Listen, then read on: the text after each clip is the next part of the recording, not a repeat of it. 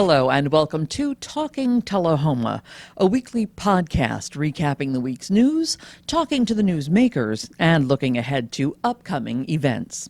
I'm Kelly Lepchinsky, and today I'm talking to local artist Heather Williams. After the interview, stay tuned to hear about events that are on tap for the weeks ahead. But first, here's a look back at the week ending Friday, October 17th.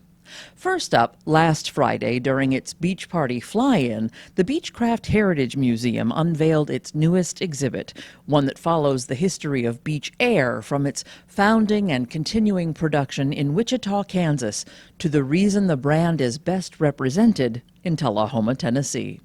For the last several years, the folks at Beechcraft have invited me to attend a panel, a flyover, or a ribbon cutting at that event, so I was there last Friday when the new exhibit was unveiled. Vice President Jody Curtis spoke about the new installation after a welcome from President Charles Parrish.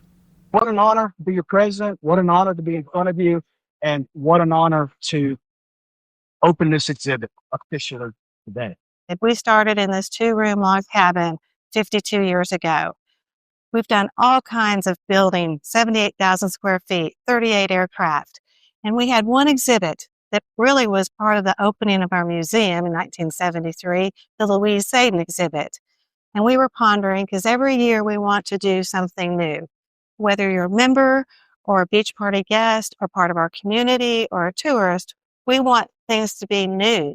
So I was visiting with one of our members at Beach Party last year, and he indicated to me, he said, Jody, it's more than just Louise. So as you come into this exhibit with serial number 1 Travel Air and serial number 1 Staggerwing and ask, why are we in Tullahoma, Tennessee?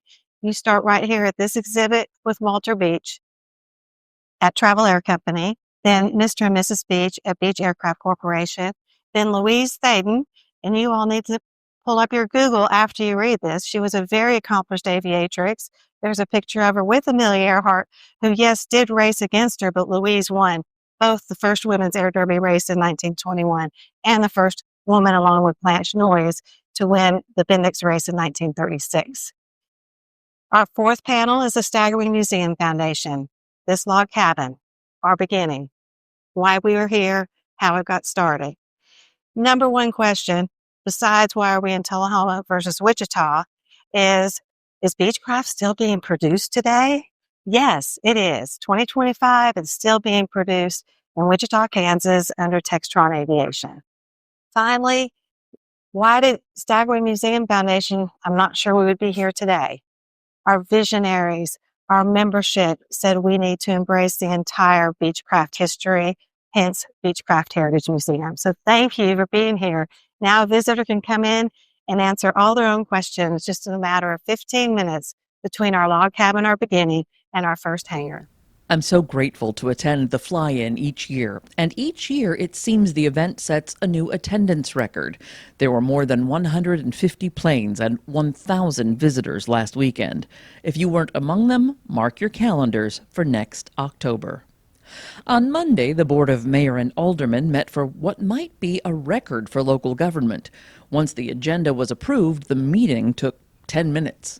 Now, that's not gavel to gavel, of course. The 30-odd minutes prior to setting the agenda was filled with reports, proclamations, and special recognitions. But the business agenda concerned a small number of residential rezoning requests that had been recommended by the Planning Commission. And while we're speaking of the Planning Commission, there will soon be a couple of vacancies on that board. The board includes the mayor and 1 alderman and 5 citizen appointees who each serve a 5-year term. Now, as near as I can figure, at least 3 commissioners will soon reach the end of theirs. Alex Rice, Andy Hall, and Paul Schwer were all on the board when Light 2 began video coverage of those meetings in 2021. So was Bill Comer, whose replacement, Adam Klein, was appointed in August to complete Comer's term. Now, what's not clear is who has already served 2 terms, or whether those who are eligible for reappointment will want to remain on the board. Now, despite the existence of the 6-member Community Plan Development Committee, the 7-member Municipal Planning Commission is the official advisory body for the city's land use and development. Now, if you are interested in serving on the Planning Commission, stop by City Hall to fill out a citizen's participation form. And if you want to set your sights a little higher to the city board, well, now is a good time to start thinking about running for office. 3 aldermen will reach the end of their 4-year terms in August: Kurt Glick, Bobby Wilson, and Jerry Mathis. Qualifying petitions for the August election will be available in early January. And if you'd like to participate in something without a multiple-year term, well, there is an opportunity to serve on an advisory committee for Tullahoma's celebration of our country's semi-quincentennial, officially known as America 250. An informal meeting will be held at City Hall at 4:45 on Thursday, October 23rd. If you are not able to be there but you would like more information, contact Community Engagement Officer Lyle Russell at 455-2648. Now, if this had been a regular news week, I'd be moving on to the interview and book chat right about now. But I've got updates on a city lawsuit and a school system reprimand. So let's take a quick break before we get into all of that. I'll be back in 1 minute. Some connections are better than others, like connecting with nature or reconnecting with an old friend, connecting with the ball, and connecting with a cause. At LightTube, our goal is to help you stay connected, not only with lightning-fast internet and local support, but by advocating for those better connections. Stay connected to the people in your life. Sign up for LightTube today. Welcome back. A bit of news that dropped in Warren County this week has some local implications. District Attorney General Chris Stanford is resigning his position in the 31st Judicial District. That move comes after his indictment on reckless endangerment charges stemming from a Smithville manhunt in November. Stanford's trial is set for January 7th, but his resignation means that he is no longer the prosecutor in another trial, the trial of Tullahoma Alderman Kurt Glick. Glick has been indicted on 2 counts of official misconduct in connection with the city's decision to suspend the former HR director, and I've talked about that case at length in previous episodes. But the question now is how this case will resolve. Glick was set to face trial in September, but the trial was delayed while Stanford's charges went to a grand jury. Now that the grand jury has made its decision, Judge Bart Stanley will have to make another decision when he revisits the case on November 12th. At that point, he'll have to decide whether to continue prosecuting the case under Stanford's replacement or to dismiss the case altogether. And it could come to that. After all, Glick's term comes to its natural end in August, and the damages from the HR debacle have already been settled and paid. Now, the terms of the settlement were never made public, but the lawsuit itself claimed that the suspension of HR Director Costa Bryce was a retaliatory move. And if that is conceded in the settlement, the next part gets tricky. If the misconduct case is dismissed, that dismissal will trigger movement on Glick's case against the city. Glick filed a lawsuit in 2022 claiming that his retirement from Parks and Rec was forced due to his age. And that case has been stayed until the criminal charges against him have been resolved. In the meantime, anyone who had control over city personnel when Glick was invited to retire has since been replaced. Meanwhile, in city schools, if a draft is ready by this Tuesday the 21st, the Tullahoma Board of Education will review a new policy to limit the use of flags on school property. The matter comes to the board after former Alderman Daniel Berry sounded the alarm and began a petition calling for city schools to adopt a policy similar to the one passed by county schools earlier this month, a policy that limits flags on school property to those of the country or of the state. Now, by the time Director of Schools Katrine Stevens confirmed that the issue would be discussed at an upcoming meeting, that petition had more than 500 signatures, and another 100 have been added since. The petition began in response to an image of criminal justice teacher Monica Blake Beasley standing in front of a multicolored progress flag in her classroom, an image that began circulating after Blake Beasley was reprimanded for an unpopular opinion she expressed on Facebook. But as the school board prepares to look at the flag policy, there is now another petition circulating to protect, quote, safe and inclusive classrooms in Tullahoma. As the fight over the presence of a flag escalates, it's notable that no complaints about Monica Blake Beasley's online comments or about the flag in her classroom have come from the students who sit in that classroom or from their parents. As Blake Beasley pointed out in her official response to the reprimand, those who are voicing concerns are largely unaffiliated with the school. Or at least that's true until the school board meeting on the 21st, which is sure to be packed. But where there is divisiveness, there is always art. And it just so happens that the 21st is also the date that more than 20 downtown businesses will host more than 60 local artists for the annual Downtown Tullahoma Arts Crawl. Since 2017, the Tullahoma Arts Council has presented this event in October in celebration of ArtTober, which is the informal name that's become attached to National Arts and Humanities Month. In fact, recognizing National Arts and Humanities Month was one of the proclamations made at the city board meeting on Monday. During this month, you can find all kinds of challenges and incentives to create art, whether you paint, dance, act, sing, or sculpt. But today, my guest looks at the creation of art, specifically at drawing, as the lifelong connection between the world within us and the world around us. Heather Williams began her journey with art as a child, but her sense of connection began when she explored the hippie scene of San Francisco's Haight District during the era of make love, not war. I found a book by a man named Gurdjieff. Have you ever heard of Gurdjieff? No, I don't think so. Well, he was a wonderful teacher. At one time he called it the Fourth Way or something. But anyways, he had done a lot of studying, and this one line in this book really grabbed me. He said, "Everybody lives in the basement of a 4-story home. Everybody is unaware of their higher capacities. Everybody needs to wake up." Well, I said to myself, I have no idea about everybody, but it's true about me.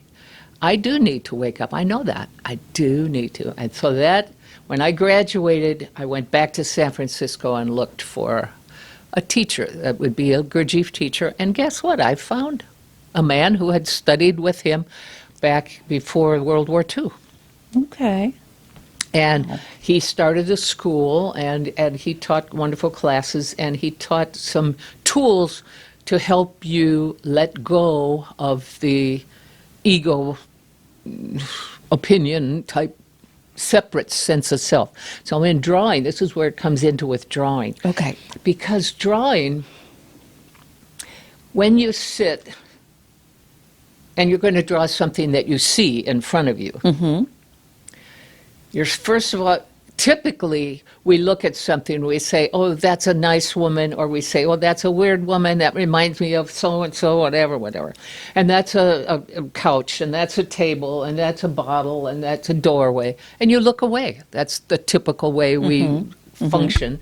Name, label, judge, and off we go. But you draw, you're going to sit down, relax, and you're looking, and then you've got your pencil you hold in your hand, and that's a sense of touch.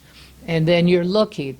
So you're kind of connecting your sense of touch with what you're looking at. And then you draw, okay, I see that as the edge of that, and I'm drawing that, and then I'll draw and then this. And so you're connecting.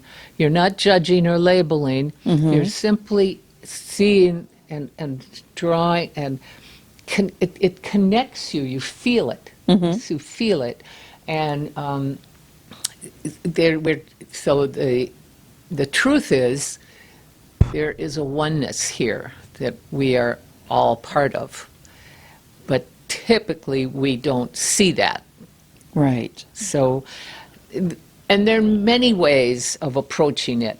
drawing is one way. That's Your all. preferred method. Yeah. Well, it's one that I happen to play with. When I was in kindergarten, my kindergarten teacher called my mother and said, she's drawing all the time. Can you support her in some way? And my mother had, well, we have some artists in my mother's side of the family. And my mother had a nervous breakdown when she was 19 before I was born. Something was going on in the family, and it just hit her real hard, whatever. And how she healed herself was to paint and draw. Okay. Yeah. So she recognized drawing as something valuable and helpful. So she was supportive of me in, keep drawing. And, if my parents would get in an argument or something or whatever was going on, I might just take a piece of paper and I might draw one character and I'll draw another and then I'll draw them doing something. And it was just a way to take it into me and play with it a little bit and let it go. And it's not just out there. I kind of absorbed it and maybe got curious about other ways we could deal with it or something. So drawing has just been a way for me to learn and get curious and explore. And then after college, after going back to San Francisco and finding a teacher, and then moved down from San Francisco to Santa Monica, whatever. But at some point, about 10 years, I met an artist. He was a Norwegian master artist named Jan Valentin Sather. He had a studio and he was teaching classes. When I saw his paintings, I said, I've got to study with him. And he taught me what I have in my book and what I teach in my drawing classes, a way of letting go of the naming, labeling, but it's a way of drawing what's here. And yes, what's here visually. I mean, we can name and label. That's a painting, that's a ceiling, that's the floor, that's a table, whatever. But to draw something visually,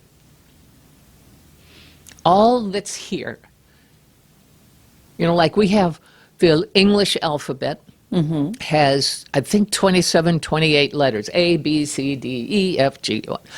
Okay, visually, there's only 3 alphabet things, whatever, 3 something.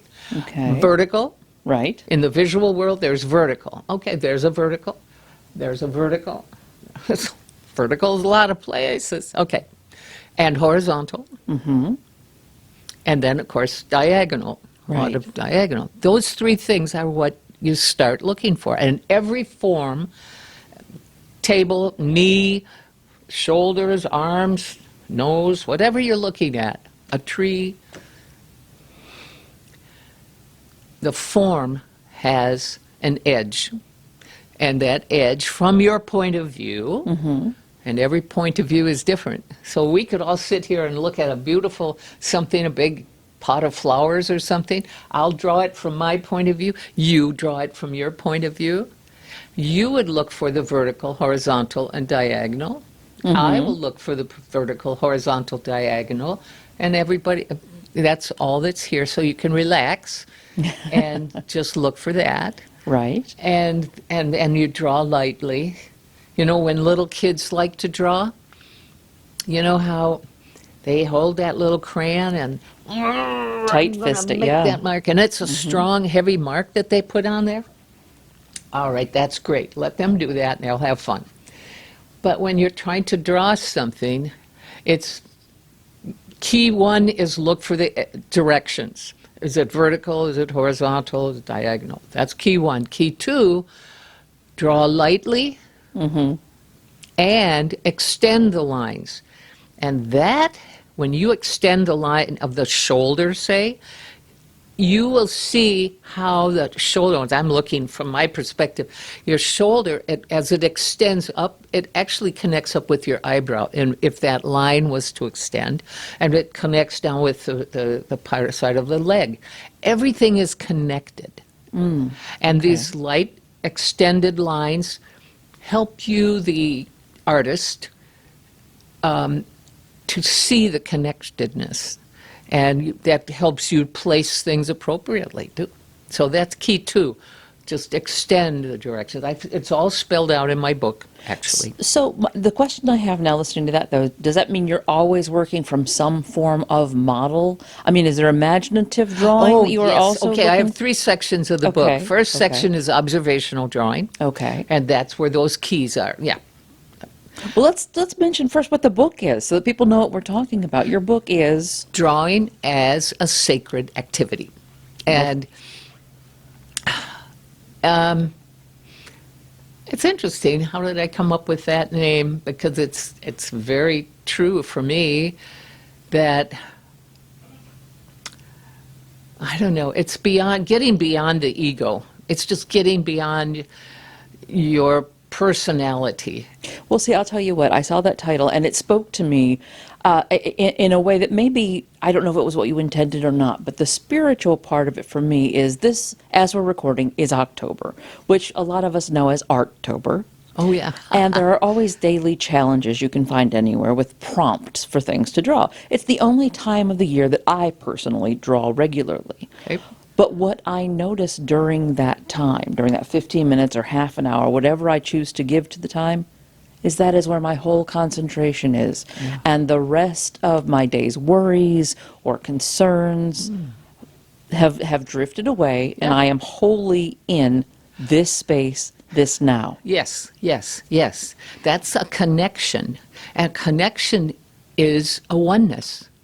And that oneness, there isn't something opposite or something different. It's simply that oneness, that connectedness, that feels right, it feels good, and you can let go. And I guess that's, for me, when I'm doing those prompts, I'm trying to work off something I don't have a model for. A word can be trunk, and Yeah. I don't have an elephant or a tree in my living room, Yeah. whatever. So, I'm trying to reach into Absolutely. something in my mind's eye Yeah. that I can't extend a line by looking at. Now, I have a question for you. Have you ever, what is your dominant hand that you draw with? I am right-handed. Okay, me too. I'm right-handed. However, what I have discovered to be very valuable is to put the pencil in the non-dominant hand and allow that hand sometimes go where you don't know where it's going to go. I can imagine what things with my left hand would look like. Oh, yeah, you'd be amazed. And it's a very important tool for letting your imagination open up and let you discover something you had not thought about. Have you ever heard of Louise Hay? I don't think so. Okay, Louise Hay was an international teacher. She worked with the Church of Religious Science, I think. Ernest Hemingway. What? No, wait, not that. Anyway, I worked with her for 10 years. I taught. Okay, one drawing exercise I did. I traveled actually around the world, Italy and actually Australia and Mexico and Canada and all throughout the United States. Maybe there would be 100 people, 200 people that came to her workshop, and then I would do a drawing exercise, and one of them I did 2 of them. One was the inner child. The inner child exercise is a drawing exercise using the imagination, because we all carry in us a child that we were. when you were 5, when you were 10, when whatever you, and so this little exercise gets you in touch with the child and lets you ask a question about it, and you can use the dominant hand for the adult you and use the non-dominant hand for the child you and have a conversation about things. And there are patterns from childhood that sometimes we need to do some work on when we're an adult, to let go of some things, some difficulties or traumas or something, and we can do a little exercise with letting the child character guide us to let go of something. Wow. Yeah, it's pretty interesting. Now, the other exercise is called body wisdom. Now, you've got a body, and the body has an immune system. It has the flow of blood. It has a heart. You have all these organs in the body that are functioning without you telling it anything. It has a natural rhythm, a natural understanding of things. So when something happens, some kind of a difficulty happens, and we all have different things that we get a cold or we get whatever, all kinds of things. But this little exercise is an imaginative exercise where you talk with a part of the body, and another two hand, the adult you asks a question, and the non-dominant hand would be the part of the body that you've got an issue with, and it responds, and then you ask. There's only 3 questions, I think, but you come away from that with a new understanding, and it's just from asking the wisdom that's already in your body. Interesting. Yeah, the wisdom is here, and we don't, go to a doctor, of course, but before you go to the doctor, why don't you ask the wisdom in yourself? And to get a sense, and then later, maybe again. But those 2 are exercises that just imaginative, but I got a bunch more in there.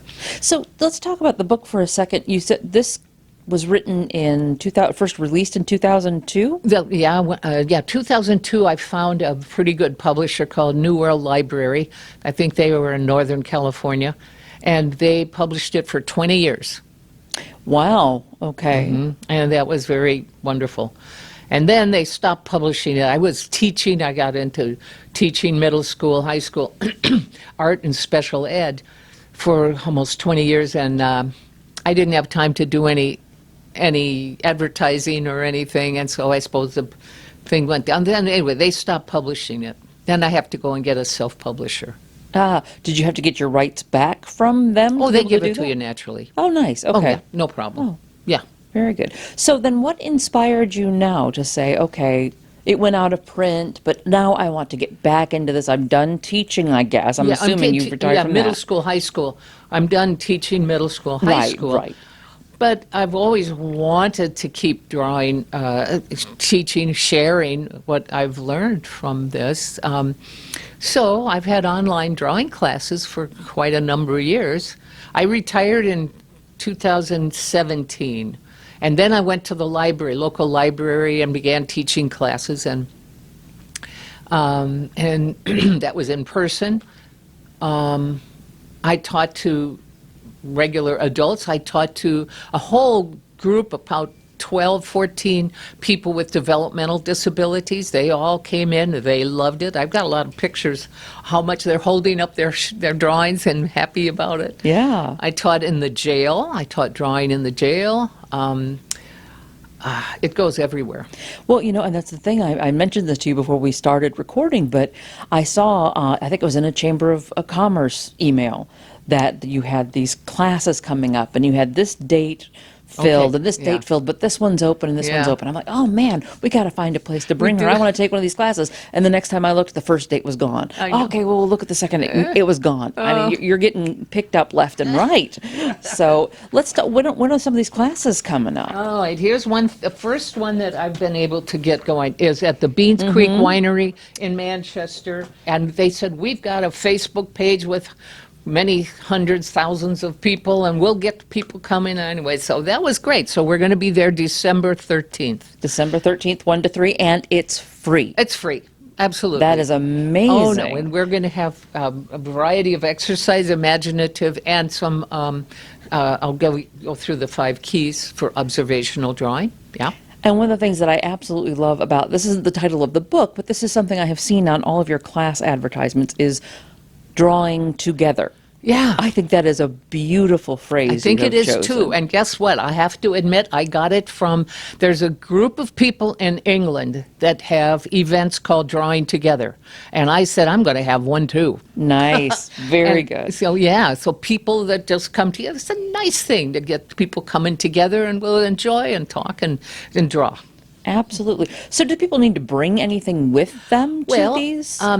They can bring their own, whatever, pencils or crayons or pen, whatever they like. I'd say bring something you like to draw with. I'll have a couple pencils too, and I'll have a few sheets of paper, but maybe bring a sketchbook that you can take home with you. That you Right. will do some drawing and you can take that home with you. So bring a sketchbook and some pencils. That's about all you need to bring. Okay. And I think you have one in November that's here in Tullahoma, do you not? Or is that a closed session? I was going to have it in November. I was trying to get it. It just didn't work out. Okay. So okay. it's okay. It's okay. I'm going to relax, and we'll start it in December. Oh, and in February, I'm going to go to the Lanham Library. Oh, lovely. Okay. So the library is a good place. Last summer, I did a lot of classes at the library. Just bring your kids. I don't care whatever ages or whatever abilities. It doesn't matter. Come on, we're going to draw and have fun. So then you've got a website where people can go and look to see where you're going to be. Absolutely. What's the address of that website? It's called www.drawingtogether.com. Well, look at that. Yeah, I've had that for quite a long time, drawingtogether.com. And on that website, the first page you get when you open that up, you could click Learn More about my Drawing Together events. Heather and I talked for a good long while, so our conversation has been edited for time. But if you're interested in hearing more, join her for an online drawing class every Monday at 11 a.m. You can find the information on her website, drawingtogether.com. Now, it seems that once again this week I've stumbled into a bit of a theme. We started this episode with a visit to a museum that began as an appreciation of the form, let's say the art, of the Model 17 Staggerwing aircraft. And part of the Beechcraft Heritage Museum's continuing mission is to celebrate the groundbreaking women who made aviation history with those aircraft. Now, during World War II, the Staggerwing transitioned from a luxury civilian plane into a uniquely capable military transport. Its speed, range, and ability to operate from short, rough fields made it so valuable that 400 of the 785 biplanes the company produced were specifically built for military contracts. So here, at the junctions of art, women in aviation, and aviation in war, we find reviewer Bonnie Gamble. This week she shares a nonfiction book by military analyst Lena Andrews. Valiant Women looks at the role of American women in World War II. Whether they were pilots or parachute riggers, code breakers or truck drivers, these women were directly involved in some of the most important moments of the war, even as they were expected to maintain their soft and traditional gender roles. These women have to navigate being feminine, or what the definition of feminine was at that time, and acceptable to men, to get them to allow them, and it really was allowed. The Congress had to approve that they could serve, and in what capacity were they going to serve? Who are they going to be under? And most of the times they were under, in terms of command, a male. Right. So how did that male, that commander or general, learn to appreciate that? I mean, it was a learning curve, because most men did not see women as contributing all that much, other than, oh, you're a secretary. Right. Okay. Or you're a nurse. And yet these women will be doing mechanical work. They will be working in the signal corps. They will be, they will be transferring freight and supplies and planes, and some even did some test flying in the United States to test these new planes that were coming out. So they had a lot that they contributed to, but it's a fascinating history about that. And the other caveat to this is it's also an avenue for African American women to serve, and they did serve. Okay. Now, they had to go through a lot of prejudice. And one story this author tells is of a woman, and she was with the the branch that took care of the mail, all this mail that's coming in, that has to go overseas, got to be organized, everything. Well, anyway, she had done such a great job. She had been promoted, I think it was, to a corporal, and she was on a train going from Washington, D.C., someplace south, and she had her uniform on, and a woman there kept staring at her, and the woman called over one of the soldiers that were on the train and said, like an MP or whatever, military police, and said, "You need to go and arrest this woman. She is impersonating an officer." Oh, gee. And the officer said, "She has her uniform on. No, this can't be," because she could not believe that an African-American woman would be an officer to begin with. Right. And so they had to face a lot of this, and sometimes they were really beaten up and seriously for their service. And other women, especially the ones that were piloting these planes in the United States domestically, they ran into resistance because it's not just that you're doing this, but you're taking jobs from my man who could maybe stay in the United States and serve. Right. And I didn't really think Oh, about wow, that. no, yeah. So they had resistance of that. And so that corps, which I believe are the WAFs, WAF, they get disbanded first because there's so much resistance after a while to the work that they were doing. Another part I didn't realize and thought about is those that were nurses, especially in the Pacific area, I didn't realize they were taken to prison camps, prisoner of war camps. These women were so dedicated that when they evacuated, they didn't want to leave the patients that they were helping. Mm-hmm. And so when the Japanese would run over and take over an island, or when they were sent to a prisoner of war camps, and being sent to a prisoner of war camp in Japanese was not any kind of experience. It was as bad as going to a Nazi prisoner of war camp.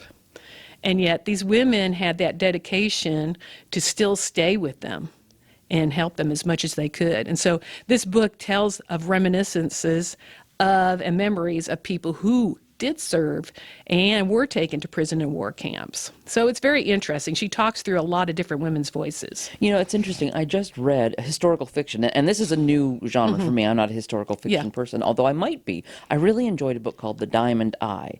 And it's the same time period, but from a Russian perspective, and women are a big part of the combat forces for the Russians. They had to be because they lost so many men. Well, yeah.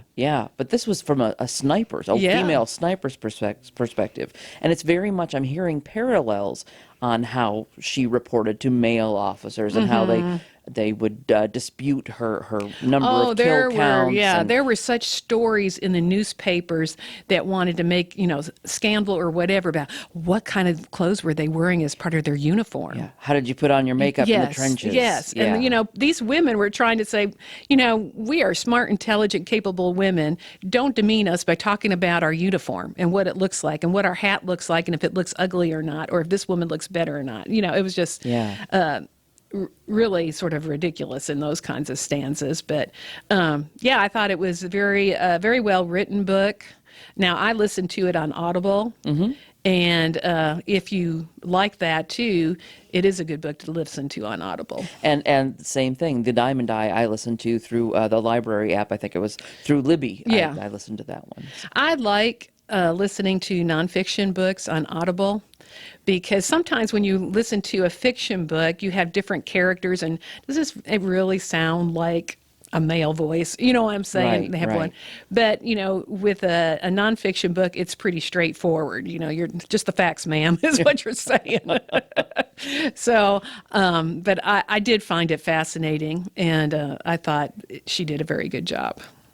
And now you've got a couple of books to add to your reading list, if you can find the time, because there is so much going on that we better get a move on.